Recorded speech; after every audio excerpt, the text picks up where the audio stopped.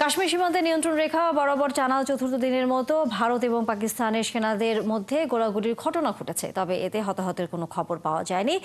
একই দিন কাশ্মীরে অভিযান চালিয়ে আরও কয়েকটি বাড়িঘর গুড়িয়ে দিয়েছে ভারতীয় সেনারা।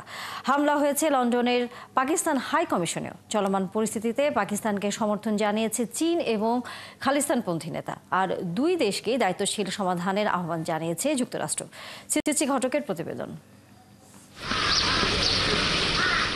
ভারত ও পাকিস্তানের উত্তেজনার আঁচ বাড়ছে দুই দেশের সীমান্ত এলাকায়। দিল্লি জানিয়েছে রবিবার রাতে কুপওয়াড়া এবং পুঞ্চ এলাকার নিয়ন্ত্রণ রেখায় গোলাগুলি হয়েছে ভারত ও পাকিস্তানের মধ্যে।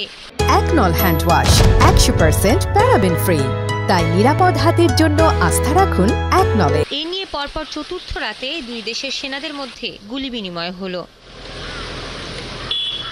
একই দিন কাশ্মীরে নিজেদের নিয়ন্ত্রণে থাকা এলাকায় অভিযান চালিয়ে আরও 3 জনের বাড়ি ধ্বংস করেছে ভারতীয় সেনারা। এ নিয়ে কাশ্মীরের পেহেলগামে হামলার পর থেকে অন্তত 9টি বসত বাড়ি ধ্বংস করল তারা।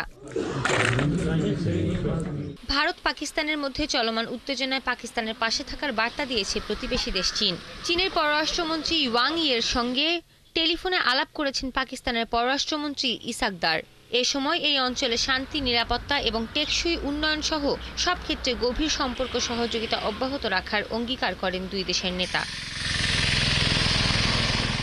চলমান সংকটে পাকিস্তানের প্রতি সমর্থন জানিয়েছেন ভারত থেকে বিচ্ছিন্ন হয়ে স্বাধীন শিখ রাষ্ট্র প্রতিষ্ঠার দাবিতে দীর্ঘদিন ধরে আন্দোলন করে আসা খালিস্তান আন্দোলনের নেতা গুরপতওয়ান্ত সিং পান্নুও। তিনি বলেছেন 2 কোটি শিখ পাকিস্তানের পাশে ইটের প্রাচীরের মতো দাঁড়িয়ে থাকবে। ভারতীয় সেনাবাহিনীকে পাকিস্তানে হামলা চালানোর জন্য পাকিস্তানের ভেতর দিয়ে যেতে দেয়া হবে না।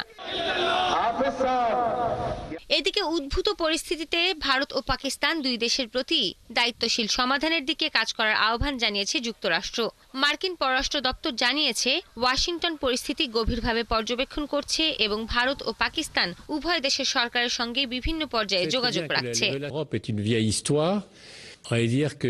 এরই মধ্যে লন্ডনে পাকিস্তানের হাই কমিশনে হামলা চালানো হয়েছে। হাই কমিশনের বাইরে শত শত ভারতীয় বিক্ষোভকারীর প্রতিবাদ সমাবেশের পর এই হামলার ঘটনা ঘটে বলে জানিয়েছে পাকিস্তানের রাষ্ট্রীয় টেলিভিশন। ঘটনার পর হাই কমিশনের চারপাশে নিরাপত্তা আরো জোরদার করা হয়েছে এবং দোষীদের শনাক্ত করতে তদন্ত শুরু করেছে বলে জানিয়েছে ব্রিটিশ কর্তৃপক্ষ। সৃষ্টি ঘটক, ৭১।